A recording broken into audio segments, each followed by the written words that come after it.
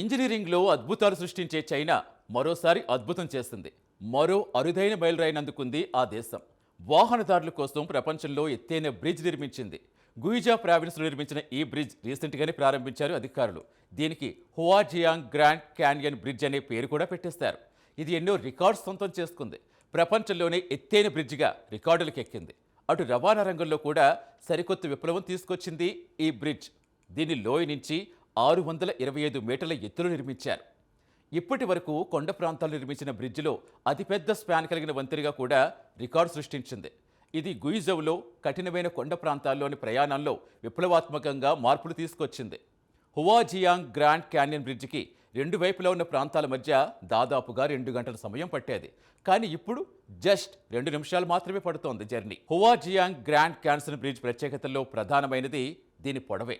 మొత్తం 2900 మీటర్ల పొడవు ఉన్న ఈ బ్రిడ్జిలో స్పాన్ పొడవే ఏకంగా 1420 మీటర్లు. బ్రిడ్జి ప్రారంభానికి ముందే భద్రతా టెస్ట్ కూడా చేసేస్తారు.